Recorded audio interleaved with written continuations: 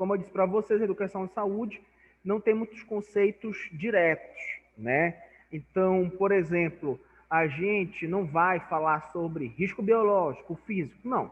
Nós vamos tentar agregar um pouco sobre o que representa isso, tá?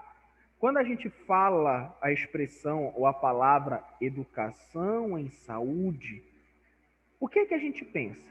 A gente pensa em uma forma de educar o próximo, né, um indivíduo, um morador, seja ele homem, mulher, dentro de um aspecto em saúde, né? Então, por exemplo, quando a gente fala assim, seu fulano, sua ciclana, por favor, lave as mãos antes de comer. Isso é um método de educação em saúde, né? A gente está tentando modificar um hábito, criar novos hábitos de saúde em um indivíduo qualquer, tá? Vamos primeiro, eu vou espelhar aqui o plano de aula de vocês, tá? Vocês estão conseguindo ver, gente? Sim. Sim? Então tá. Uhum. Então olhem só.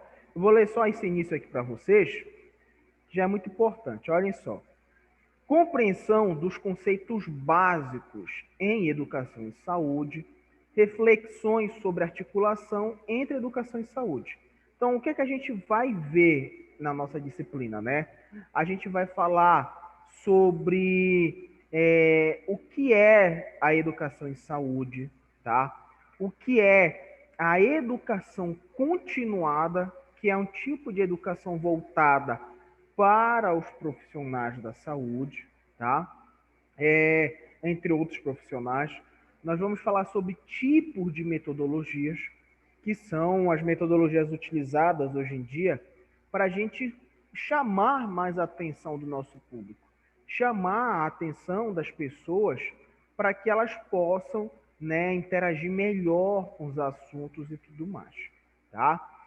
A nossa disciplina é uma disciplina pequena, de 60 horas, são só 3 horas todas as tardes. O conteúdo de vocês de educação em saúde, ele é muito pequeno. Então, provavelmente, nós vamos acabá-lo antes do final do semestre, né? E aí a gente vai ficar só... O certo, né, seria a gente fazer algumas atividades de educação em saúde, que pode ser na ESA+, em uma comunidade, numa unidade de saúde ou coisas do tipo, né? Mas a gente sabe que com a pandemia isso ficou um pouco mais complicado, tá? A nossa disciplina tem prova, tá? Vocês já sabem o perfil de prova que eu costumo cobrar, né? Não é uma coisa cheia de pegadinhas, não é algo que vai querer prejudicar vocês. Ao contrário, é algo que vai, né, sempre envolver as nossas aulas aqui em sala de aula.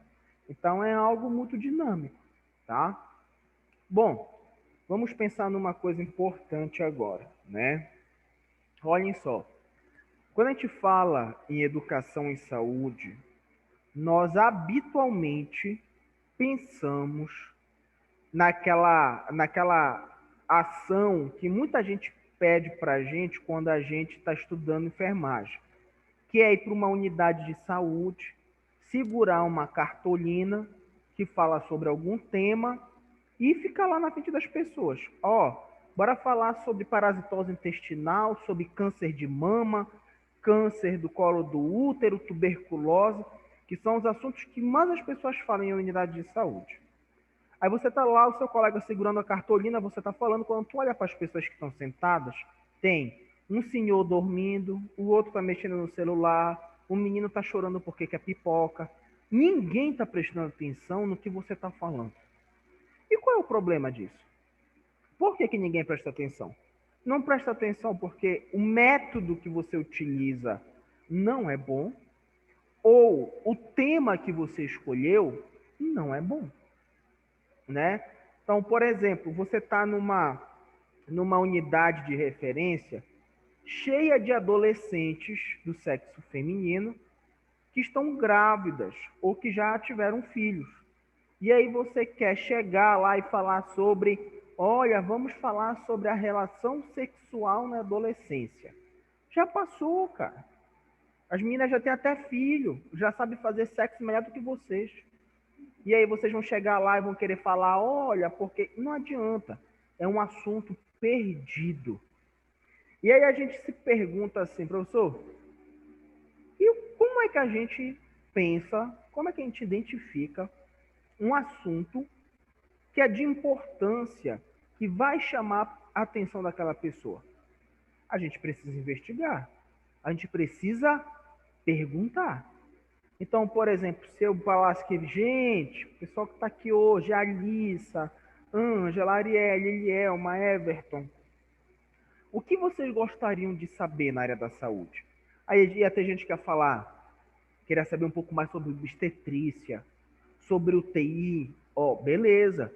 Então significa dizer que você está fazendo o quê? Você está ouvindo o seu público sobre o que é uma necessidade, tá? Só que tem um porém aí, né? Vamos imaginar o seguinte: a gente tem 3 setores hoje na atenção em saúde, que é a atenção primária, secundária e terciária. Muitas pessoas acreditam que a educação em saúde ela está presente apenas na atenção primária. Isso não é verdade. Eu posso fazer educação em saúde a nível primário, secundário e terciário. Então, para o cara que está internado lá no hospital, que vai fazer uma cirurgia, eu posso ter uma conversa com ele sobre alguns hábitos adotados, tá? Então, o que é que acontece? A gente também precisa entender que nem tudo que a gente fala o indivíduo vai adotar, né? Então, imaginem só vocês, sei lá, morando na cidade de vocês qualquer, e vocês têm o hábito de tomar açaí todo dia, com açúcar, farinha, e aí você descobre que você está com diabetes. O médico fala para você, olha, você não vai mais tomar açaí com açúcar e nem com farinha. O que é que você vai fazer? Você vai olhar assim para o médico, vai ficar provavelmente calado e só vai balançar a cabeça assim, tipo, aham, com certeza. O médico vai achar que você vai obedecê-lo e para ele teve mais um dia de trabalho de sucesso. Isso não acontece. Isso é importante para a gente entender que nós não mudamos o hábito das pessoas da noite para o dia. Nós queremos moldar, transformar um pouco isso para que as pessoas percebam que isso é importante, né? Então, isso é para a gente entender também que isso não é uma necessidade de pessoas carentes, pobres, classe baixa. Isso é uma necessidade para todos nós. Sabe por quê? Porque, por exemplo, você sabe, por exemplo, que está tendo pandemia por aí.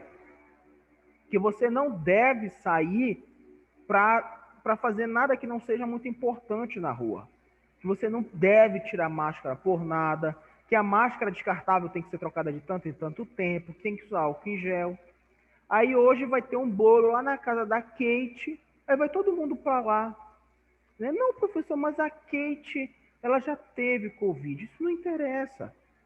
Você tem aquela informação, mas você não quer utilizá-la. Sabe por quê? Porque você quer realizar atividade que para você é importante. E isso é um grande problema. Porque quando a gente pensa dessa forma, a gente cria uma atividade egoísta, uma ação que preocupa o indivíduo pelo fato dele poder adoecer milhares de pessoas ao redor dele. A Covid não é apenas um exemplo, né? Nós temos vários outros que se associam da mesma forma, tá? Bom, e por que, né, a educação em saúde ela é tão importante? Gente, eu vou só espelhar aqui o slide para vocês, só um minuto. E vou só mexer aqui no ventilador, tá? Que tá um pouco calor, só um minuto. Deixa eu só um minuto que eu fechei aqui sem querer o slide, espera aí.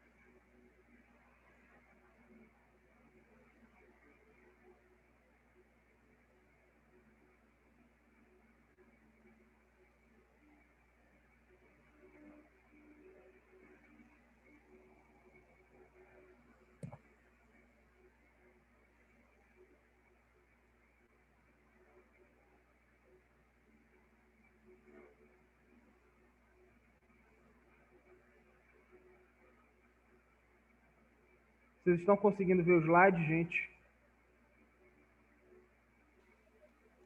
Sim. Sim. Sim. Tá, só ajeitar aqui agora o ventilador, peraí.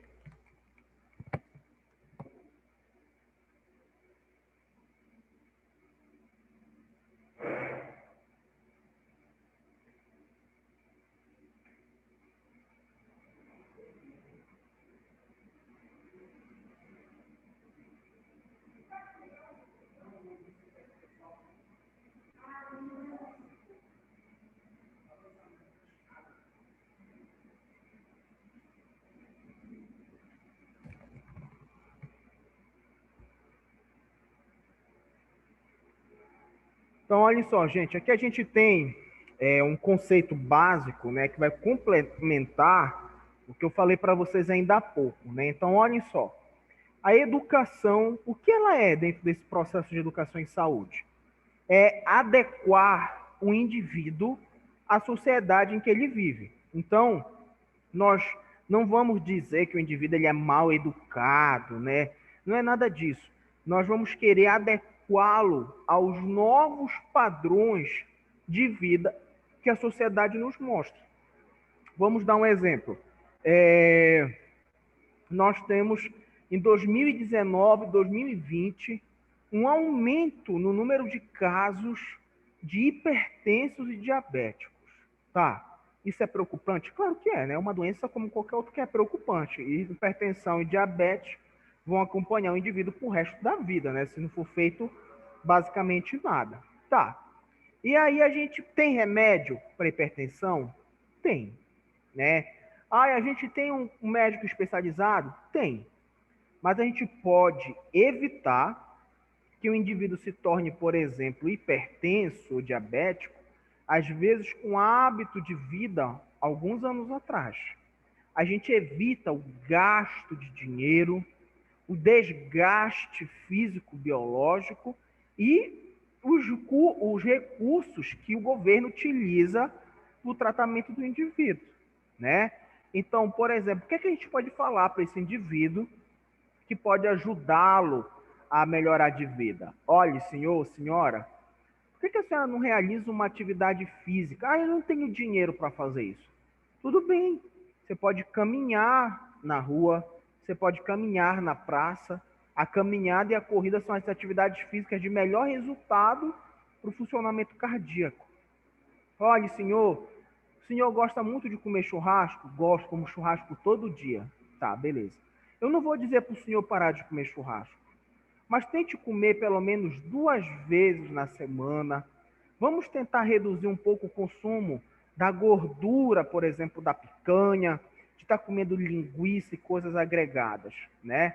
Então, a educação, ela vai tentar moldar o indivíduo para ele poder viver com maior qualidade de vida.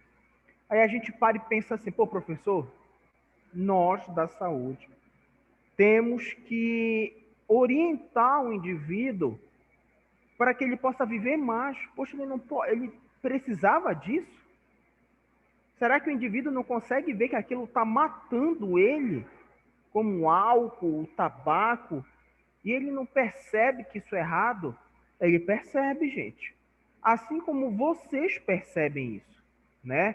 Então, por exemplo, vocês bebem, vocês fumam, né? Vocês realizam atividade sexual sem preservativo, vocês comem alimentos ricos em gordura quase todo dia, né?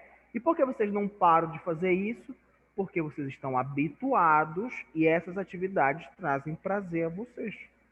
Então, vocês percebem como não é possível modificar tão facilmente esses hábitos, tá? E a saúde, olhem só. A saúde é entendida como uma possibilidade de objetivação em cada indivíduo do grau de humanidade que esta produziu, né? Quando a gente pensa em saúde, é importante nós entendermos que a educação em saúde, ela não está preocupada em orientar o indivíduo apenas para problemas biológicos, né? Então a gente não quer falar só de tuberculose, só de obesidade, de hipertensão. Não, a gente quer falar também sobre os problemas sociais e principalmente os problemas mentais que envolvem as pessoas, né? Não esqueça que os problemas mentais, né, ansiedade, entre outros, foram considerados o mal do milênio. Então, entre o ano de 2000 ao ano de 3000, provavelmente nenhuma outra doença vai conseguir barrar essa característica. Inclusive, só por curiosidade, a Covid-19 está muito longe de alcançar as taxas de adoecimento por agravo mental, tá? Então não pensem vocês que a Covid está perto de passar desse ponto, não, que isso não é verdade, tá? Gente, alguma pergunta até aí? Kate, Laine, alguma coisa?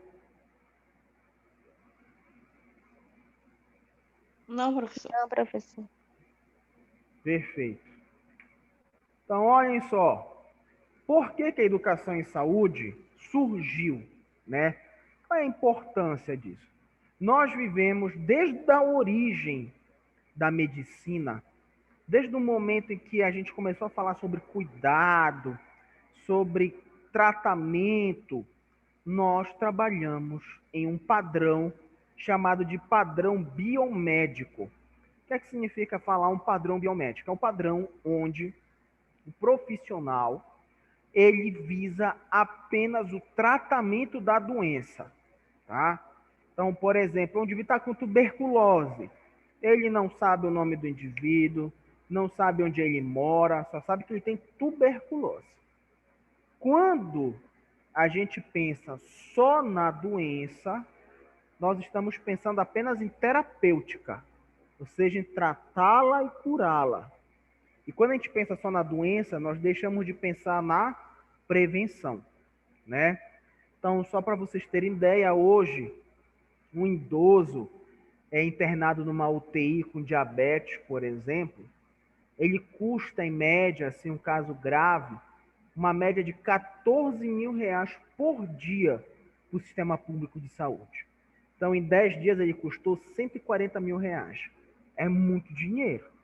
Aí você imagina que você lá na unidade de saúde poderia ter orientado esse indivíduo a adotar um comportamento melhor, né? De ter adotado uma alimentação mais regrada, o que possibilitaria ele de não estar futuramente lá na UTI, tá?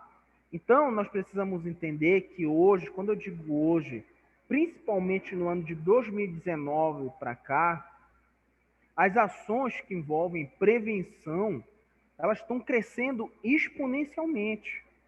Todo mundo tem falado sobre métodos para reduzir adoecimento. O que é que a gente está fazendo com a Covid? Usa máscara, isolamento social, uso de álcool em gel. Isso é uma ação preventiva, né? E olha só, vou dizer mais para vocês.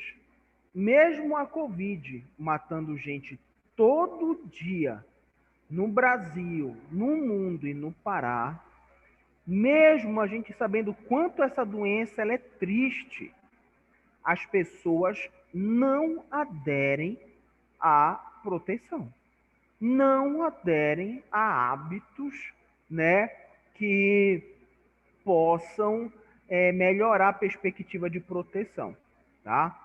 Aí eu pergunto para vocês conseguem pensar numa justificativa por que existe tantas pessoas hoje em Belém do Pará que não levam a sério a Covid-19? Vocês conseguem responder isso? Se ninguém responder, a Kate Laine ela é obrigada a responder porque ela é representante de turma, hein? Eu não, mas eu não consigo, professor, entender. Eu fico olhando aqui na minha rua, é festa, é aniversário, parece que não está acontecendo nada, entendeu? E eu não consigo E entender o que tu se não vai para passa na esses cabeça dessas aniversários da tua pessoas. rua? Eu não. Me chamaram, eu falei, não, não vou não, estou estudando. Certo, tá bom. A gente acredita. Aí, olha só. É sério. Isso daí é importante para a gente refletir, que é o seguinte, talvez vocês estejam se perguntando agora. Porque tem tanta gente que não faz isso. Nós não temos uma resposta única para isso. Nós temos várias respostas. Vou dar umas para vocês aqui. Tem gente que fala assim... Professor, licença. Oi, diga. Pode falar. Boa tarde. Não é só aí onde a Kate falou também, não, isso. Acho que é toda Belém, em geral isso, porque eu acho que é mais a ignorância do povo, né, de não se prevenir, não ver que é uma doença muito grave. A gente que trabalha no hospital diretamente vê, acompanha o dia a dia que a gente vê, né?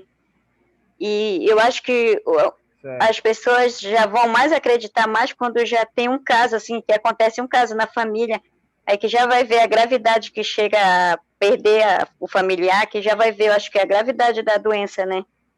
Mas enquanto isso, é todo mundo sem máscara, na rua mesmo, aglomerações e tudo mais. Na verdade, você falou um ponto importante, né? Que as pessoas, por exemplo, pensam assim, eu já tive Covid, né? Então, tô nem aí, vou para lá, vou para cá, né? Não vou dizer para vocês que eu sou um exemplo perfeito de conduta dentro da proteção da Covid-19. Assim como nenhum de nós somos, né? A gente deve ter nossas fragilidades. Mas tem pessoas que abusam, né, dessa conduta. Então, outra coisa que é importante é o seguinte, vamos pensar de todas as formas, tá? Nós temos influência política, né, de pessoas que falam para a população que a Covid não é tão séria quanto a mídia fala, que essa epidemia está sendo mascarada para parecer algo maior e não é isso. É um ponto, né?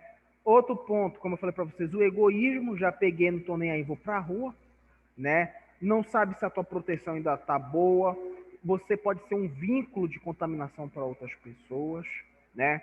Outro é a falta do acesso à informação de qualidade. Como assim informação de qualidade? Vocês viram essa semana que falaram que em Santarém foram diagnosticados 2 indivíduos com a nova cepa do vírus? Acho que vocês viram isso, né? Vi no jornal. Perfeito. A primeira coisa que eu te pergunto é o seguinte, tu tá lá o cara que mora lá no interior, que pouco estudou, pouco teve acesso à informação, ele vê na televisão, o cara fala, olha, foram descobertas 2 casos da nova cepa do Covid-19. O que é cepa? Né? Isso é ruim ou é bom? O cara não sabe, né? Ele olhou, beleza, tem 2 negócio de cepa. Ele acha até que é uma nova doença lá em Santarém. Ele sai da casa dele e vai embora. É diferente, por exemplo, do cara chegar lá no jornal e falar assim, foram descobertos, diagnosticados em Santarém, 2 indivíduos com a nova forma da doença da Covid-19, que é uma forma muito mais grave e letal da doença. Pô, aí o cara já, beleza, né? Aí o cara pensa, meu amigo, eu vou sair, porque o ser humano pensa tudo, né? Não, eu vou sair hoje e vou ficar hoje e amanhã na rua, porque até vir de Santarém para cá, a gente vai ter um tempo ainda, né? E quem que sabe se já não está aqui? Quem sabe que se chegou primeiro em Belém, depois foi para Santarém e só diagnosticado em Santarém, aqui em Belém não? A gente não sabe. Então a gente percebe que, por exemplo, a própria mídia, ela é muito tendenciosa, né? Ela quer só mostrar o fato presente. Ela não busca interpretar o que está acontecendo para realmente levar informação para o indivíduo, tá? Então nós precisamos entender isso dessa forma. Olhem só, a educação em saúde define-se como um ramo ou método da medicina preventiva. Então, pensou em ação preventiva, não tem como a gente pensar em educação em saúde, tá bom? Bom, olhem só, parte do diagnóstico da educação em saúde, ela vai ser determinada por programas de campanhas fragmentadas. O que é que significa dizer isso? Vamos imaginar que você trabalha hoje numa unidade de saúde, né, qualquer, vocês se formaram já, estão indo para a cidade de vocês, vão assumir alguns postos de saúde. E lá na unidade que você trabalha, você atende mulher, homem e criança, tá? Adolescente. Aí eu te pergunto o seguinte, será que todo o assunto que você escolher falar vai servir para todos? Provavelmente não, né? Por exemplo, eu quero falar sobre sexo na adolescência. Pô, mas aí já tem cara de 50 anos lá, esse assunto não vai ser muito pertinente para ele. Não vai ser, né? Eu quero falar sobre cuidados na fase idosa. Eu nem tenho idoso aqui, né? Eu tenho 2 idosos, a maioria é criança. Talvez não seja um assunto pertinente. Então, o que eu vou fazer? Eu vou diagnosticar o que é uma necessidade para o meu público, tá? O que é uma necessidade para aquela área e vou fragmentar isso em ações para o adolescente, para o homem, para a mulher, né? Entre várias pessoas, né? Porque assim, gente, o indivíduo muitas vezes ele tem curiosidade, tá? Só que ele é muito limitado pela informação que ele recebe. Por exemplo, nós achamos que a Covid-19, todo mundo já sabe tudo de Covid, né? Mas isso é uma mentira. Vou dar um exemplo para vocês. Quero que vocês me falem, me expliquem por que de dentre todos os grupos populacionais, o grupo infantil é o que menos morre de Covid. Por que será que as crianças são as que menos morrem por Covid-19? Tá vendo? A gente não sabe tudo. Eu pergunto para vocês, um homem pode transmitir Covid-19 através do sêmen para uma mulher? Uma outra pergunta interessante. Então, isso nos mostra que quanto mais ações de educação e saúde a gente realiza, maior é a possibilidade da gente reduzir o nível de necessidade daquelas pessoas, tá? Através de algum conceito, de alguma explicação ou coisas do tipo, tá? Bom, como eu falei para vocês, aquele modelo biomédico que era baseado na cura de doença, né, que buscava entender apenas o processo patológico no corpo do indivíduo, ele está em crise, né? Ele é algo que já não está se mantendo. A gente não pode mais pensar no paciente só dentro do hospital. Isso não tem mais sentido para a gente, tá? Nós precisamos entender, sim, que o que nós fazemos de mais importante nesse momento é agir preventivamente, tá? Aqui nós temos 4 abordagens importantes que falam sobre a educação em saúde, tá? Só que esses 4 conceitos nós ainda não vamos discutir, tá? Nós vamos entender primeiro essa parte inicial que envolve os nossos conceitos ímpares, né, da educação em saúde. Então, o que é preciso a gente recapitular aqui? Primeira coisa, nós vamos, né, desenvolver ações de educação para mudar o atual cenário de saúde. O enfermeiro, ele pratica educação em saúde? Sim. Ele é o único profissional que realiza educação em saúde? Não. Biomédico, fisioterapeuta, médico, psicólogo, todo mundo realiza educação em saúde, tá? Isso não é o caso agora, tá? Bom, outra coisa importante. Quanto a gente gasta para realizar educação em saúde? É muito dinheiro? É pouco dinheiro? Gente, é praticamente nada, tá? Às vezes se utiliza com uma dinâmica, um papel, algo do tipo, mas é quase nada.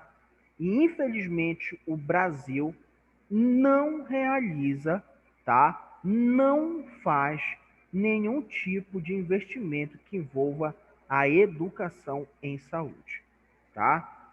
Outra coisa importante. Eu vou até tirar aqui, só um minuto. Ó, outra coisa importante que a gente tem dentro da nossa disciplina, tá? Eu costumo falar de educação em saúde e logo em seguida a gente costuma fazer um processo de investigação para a educação aqui dentro da ESAMAS. Agora eu pergunto para vocês, todos vocês que estão aí na plataforma, vocês não vão voltar de maneira presencial ou vão voltar?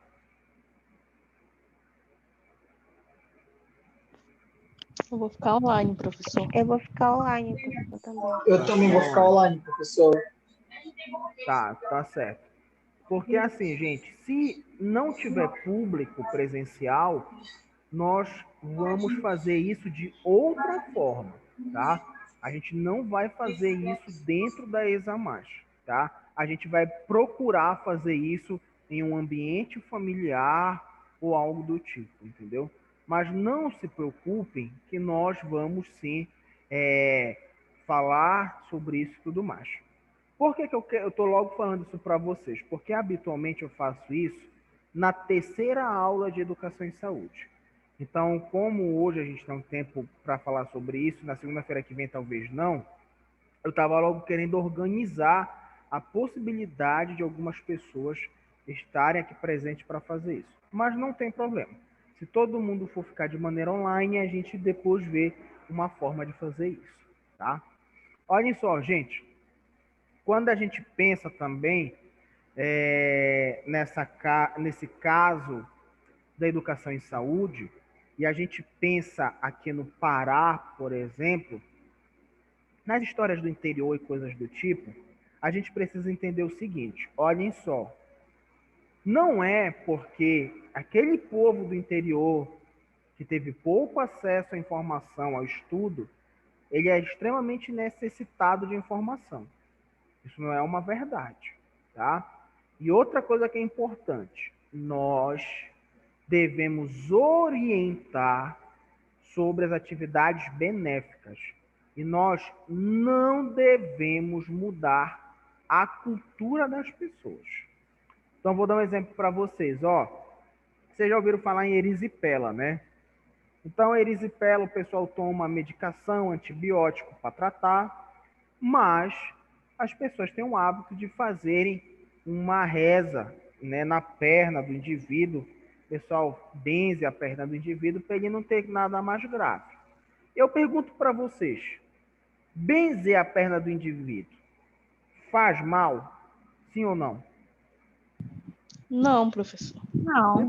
E por que as pessoas não deixam, então, benzerem a perna do rapaz ou da mulher? Pode ser a cultura dele, professor. Os Pois pais o dele faziam problema- isso. Pois é, o grande problema é que nós, profissionais da saúde, numa grande maioria, nós estamos agindo de maneira desrespeitosa com a cultura das pessoas. Então, tem gente que ri na cara do indivíduo, fala assim, eu não acredito que o senhor faz isso. Ai, eu não acredito que a senhora faz isso. Ri, debocha das pessoas pelas atividades que elas fazem. Mas quando é final do ano, tu coloca uma calcinha amarela porque tu quer dinheiro no ano que vem. Ou tu pula 7 ondas, ou tu come uma colher de lentilha. Pergunto para vocês, isso já deu certo alguma vez para vocês? Sim ou Não não? sei. Vocês já vestiram vermelho e trouxeram algum amor para vocês? Que nada, só ilusão. O Everton, toda virada do ano tá de vermelho. Se tivesse com o namorado ele tava lá na internet, botando foto daquele tipo? Não tava. Então, olha. Essa foi. Então, que a Por gente isso que eu parei de precisa colocar, entender. professor. Você não está entendendo. Tá Só bom. ele tá noivo, professor. Graças a Deus. Então, olha, o que é que acontece? Olha, O que é que professor, gente precisa a minha avó- entender? Professor, a Diga. minha avó, ela é muito de remédio caseiro. O fulano me ensinou um remédio caseiro. Aí eu falo para ela, a senhora pode tomar, mas não deixe de tomar o seu remédio da farmácia, porque um ajuda o outro. Certo. Porque senão ela deixa Sim. o remédio da farmácia e toma só o caseiro. Só que muitas vezes não funciona, né? Então eu falo para ela, tome o da farmácia, Claro. tome o caseiro, mas tome o da farmácia também. Eu não vou dizer para ela não tomar porque não vai servir. Não falo assim, porque não vai adiantar, né? Ela acredita. E na verdade a gente nem deve falar dessa forma, né? A gente deve, né, claro, olha, eu vou dar um exemplo para vocês, mas espera aí rapidinho, moça. Moça, qual é o seu nome? Você tá aqui também não, né? Tá. É porque o pessoal tava falando aqui de uns hábitos culturais que as famílias possuem, né? E aí o que é importante a gente falar? Agora chega um momento que a gente tem que agir. Vou dar um exemplo para vocês. Algumas tribos indígenas, elas fazem um chá envolvendo as fezes de alguns animais para tratar tuberculose, por exemplo, né? Aí tu já pensou? Tu tá lá na aldeia tossindo, aí chega lá o pajé e fala: olha, toma esse remedinho aí. Aí uma coisa aí é importante. É cultural? É, mas esse hábito traz problemas. É diferente, por exemplo, de você benzer a perna do indivíduo, que isso não vai ter influência maléfica, né? Mas, por exemplo, você tomar um chá feito de fezes de animais, você tem o risco de ter parasitose intestinal, você corre o Sangue risco de de ter. Jesus. Pois é, corre o risco de você ter outros agravos, né? Por doenças que podem ser evitadas. Então, gente, aí sim a gente precisa ter um olhar muito mais preocupante, tá? Gente, eu vou dar um exemplo para vocês, que é para perceber que nós não estamos tão distantes assim dessa questão, mesmo a gente sendo profissional da saúde, tá? Vamos a um exemplo. Quem aqui tem coragem de passar por uma cirurgia agora e amanhã de manhã comer um pedaço de bacon, comer um pato no tucupi e comer o que o pessoal chama de peixe de pele? Vocês têm coragem de fazer isso? Comer Não, porco, porque eu não gosto caranguejo? dessas coisas aí. Pois é, tá. O teu caso é um caso à parte, né? Mas, por exemplo, tem gente que fala, Deus que me livre. Diga, Keila, você ia falar alguma coisa? Eu não teria coragem. Pois é, né? Então a gente vê que isso não está tão longe da gente. Outro exemplo, quando, por exemplo, é um hábito dos cristãos católicos, né? Tu tá passando ali na Nazaré, você olha para a Basílica, faz o quê? Um sinal da cruz. Por que você faz isso? Diga lá, responda. Por que se faz isso? Cultural, professora. Eu aprendi assim. Segurança, né? Ah, eu quero Uhum. segurança, quero ter um dia tranquilo. Mas isso é cultura também, né? Então, por exemplo, o dia que alguém chegar para ti e falar assim, olha, deixa de ir pro Sírio, que isso é besteira. Isso vai te dar raiva, vai dar vontade de dar um tapa na cara de quem falar isso. Ou alguém chegar para ti e falar, tu vai para a igreja, Deus nem existe. Isso te dá raiva. Então, mexer com cultura é você atingir o indivíduo de uma forma violenta, né? Então, quando o profissional da saúde ri na cara do paciente, tem paciente que diz assim, eu nunca mais piso nessa unidade de saúde para ser desrespeitado como eu fui. E isso é verdade, né?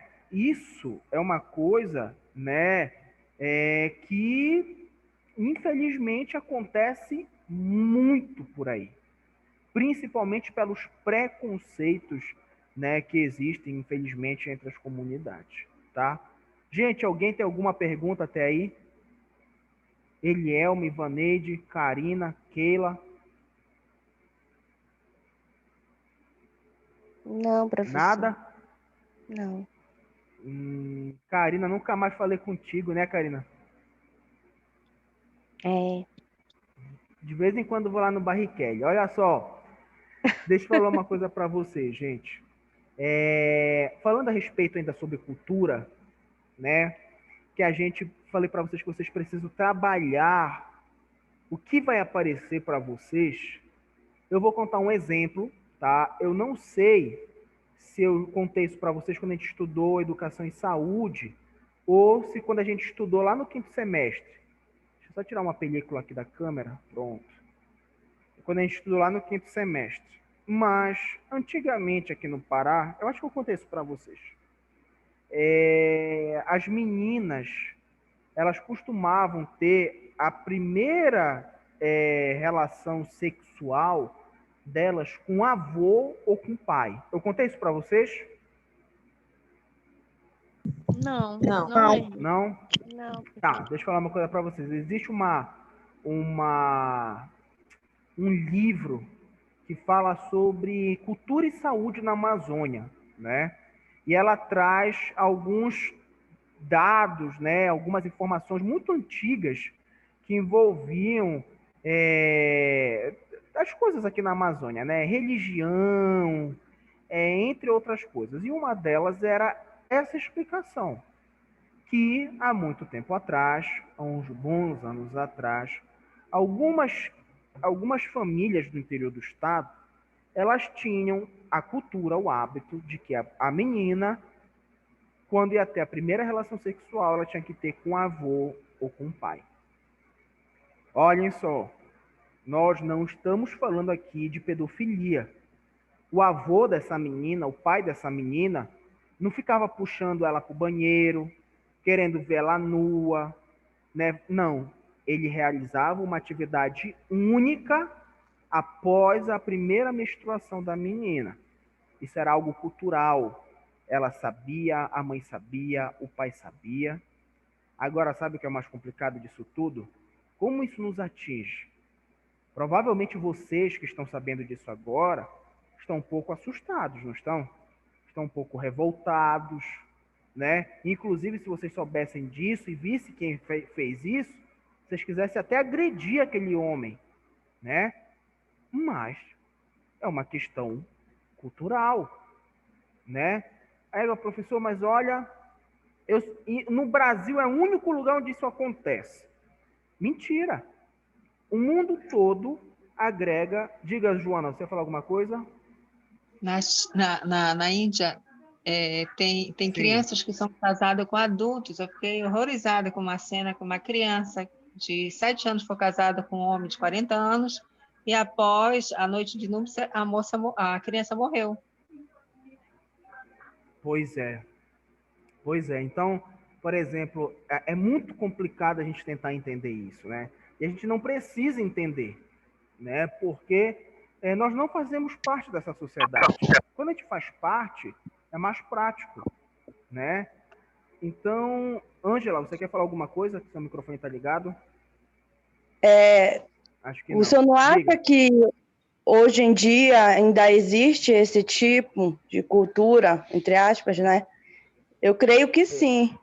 A gente vê tantos Eu creio que casos. sim também. Ela está perguntando se não existem casos como esse, entendeu? Eu não acho, eu tenho quase certeza, Ângela, porque é assim, nós ainda temos muitas coisas culturais aqui no norte que estão muito enraizadas ainda na sociedade e que a gente não vai ver e não vai saber. Então você tem uma ilha, por exemplo, perto de Belém, que é do tamanho quase de Mosqueiro e moram 3 famílias ali. Tudo que acontece ali, ninguém fica sabendo, né? Ninguém sabe quem mora ali. Então, gente, são coisas que devem acontecer. Iguais a essa que eu falei para vocês. Nós só descobrimos quando Oi? aparece na mídia, né? A gente fica horrorizado. Mas a gente não sabe o que acontece ali naquele meio cultural, né? Ali onde eles estão todos envolvidos. E é todos que estão envolvidos. E a criança é a última a sofrer, né? As consequências, né? Sim, sim. E é importante a gente entender também o seguinte, que quando a gente fala de cultura a nível de fora, né, a gente se pergunta assim, professor, para que eu quero saber o que é que está acontecendo lá na Índia, lá na África? Porque, gente, vocês não sabem para onde vocês vão. No mundo tão globalizado, com uma necessidade tão grande de profissionais da saúde, vocês vão para qualquer lugar, né? Vocês podem ir para o mundo todo encontrar um choque cultural muito grande. Então, vamos dar um exemplo aqui. Por exemplo, olha, a Kate, né? A Kate tem um namorado lá na Pedreira, um lá no Guamá, um no Marizal e um na Terra Firme. Ela tem 4 namorados. Tá, desculpa, ainda deve ter esquecido mais uns 2. Mas aí o que é que acontece? Se ela for lá para a Arábia Saudita e ela fizer isso, o que é que vai acontecer com a Kate? Ela vai ser apedrejada em praça pública por causa disso. Ah, ela merece? Merece, professor. Mas isso não é justo, né? Então, a gente tem que entender que entender a cultura do próximo é o primeiro passo para a gente respeitar a interação entre um e outro, certo? Nada, nenhuma pergunta, gente? Você queria ter uma pergunta? Não? Tá.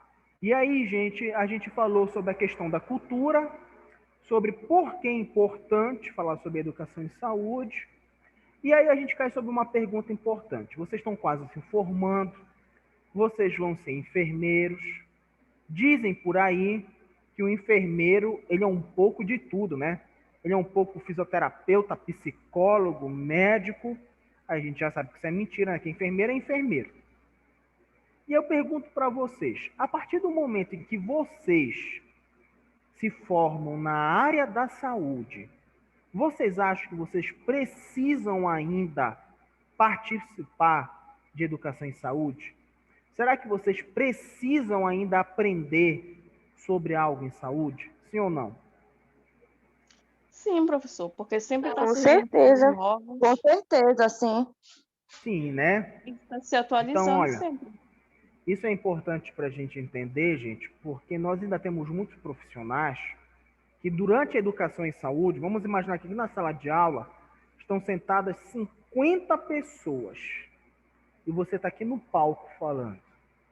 E aí você entra e se acha o detentor do conhecimento, né? Tipo, olha, pessoal, eu vim falar hoje para vocês sobre a Covid-19. Covid-19 é causada por um vírus. Vocês sabem o que é vírus? Né? Então, tem gente que acha que o seu público ele é muito ignorante, né? E isso não é legal. A interação, ela precisa ser uma troca de saberes, né? Então, por exemplo, eu, Adilson, eu sei sobre câncer do colo do útero, eu sei sobre câncer de mama, eu sei o que é a violência obstétrica, eu sei o que é a violência sexual, porque eu já li conceitos. Mas eu não posso dizer que eu sei tudo sobre isso e vocês que são mulheres que passam sobre isso todo dia, eu vou achar que não, né? Então, por exemplo, se me perguntarem, professor, por que o senhor acha que tem muita mulher que sofre violência doméstica em casa e mesmo assim continua com o companheiro? Eu vou dar várias explicações. Medo, né, de ser morta, medo de perder os filhos, medo de muita coisa. Mas vocês vão encontrar profissionais da saúde que vocês vão perguntar isso e ele vai falar assim, porque essa mulher é besta, porque ela gosta de apanhar. E eu acho que vocês já escutaram isso muitas vezes por aí, né? Então isso mostra que mesmo na área da saúde, alguns profissionais são muito o quê? Né, ignorantes, são muito preconceituosos ainda sobre essa atividade em si. Tá bom? Bom, falamos sobre, né, a formação do profissional de saúde, sobre a cultura e o que mais a gente pode falar sobre essa questão ainda da educação em saúde. Uma coisa importante, olhem só, quando você está na faculdade, que você estuda UTI, você estuda urgência e emergência, você estuda semiologia, semiotécnica, você estuda várias disciplinas. Você está direcionado a entender o processo biológico. E dificilmente você tem uma disciplina que faz você criar uma observação diferente da relação humana. Eu vou dar um exemplo para vocês. Eu, quando estudei obstetrícia, né, eu fiz enfermagem na UEPA. Eu me lembro desse dia. A gente estava lá na Santa Casa e aí a mulher estava em trabalho de parto Só que a bolsa dela ainda não tinha estourado, né? Não estava rota, como a gente chama. E aí o meu professor fez um toque nela, colocou os dedos, falou, olha, tem tantos centímetros de dilatação, quer ver? Comparem. E a mulher sentada, com dor, de perna aberta, deitada, foi aluno por aluno, ó, colocando o dedo e fazendo toque para ver, né, como é que estava. Eu fui o último. Tu imagina só, eu já estava sem graça de poder chegar e fazer isso, né? As pessoas não davam nem boa tarde para a mulher. E aí, antes de eu fazer isso, eu falei, olha, senhora, qual é o seu nome? Ela, fulano. Então, eu falei, olha, não é desnecessário, as pessoas fazem um toque para avaliar isso. Ela falou, não, tudo bem. E eu fiz morrendo de vergonha, porque a mulher já tinha levado uns 5 toques, isso não é nem recomendado, apenas por intuito educacional. Porque quem chega lá, o professor, tem professor que é muito pousudo, vocês devem saber disso, né?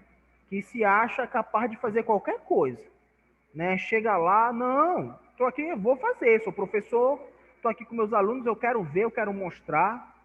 Isso não acontece, gente. Isso nos faz perceber que a nossa formação profissional, não digo nossa, assim, de maneira específica, o EPA, Isamar, mas de maneira geral, ela é fraca. Ela é fraca para a humanização com o paciente, que é algo que a gente fala aí na enfermagem, desde o dia que vocês entraram aqui, se fala sobre humanização. Olha, tem que humanizar para isso. Olha, a humanização é importante para aquilo, né? E infelizmente, né, a gente sabe que o profissional ele ainda está muito despreparado para lidar com esse tipo de situação, tá bom? Gente, alguma pergunta até aí? Sim ou não? Não. Não? Tá ótimo. Então, olha só, gente, são 10 para as 4. Vamos dar um intervalo de uns 10 ou 15 minutos, tá? E aí, quando voltar, a gente já fala sobre o TCC de vocês, tá bom? Certo, Kate Laine? Você que é representante, você fala por todos. Certo. Tudo ok. Então, tá bom. Vou dar uma pausada aqui na gravação.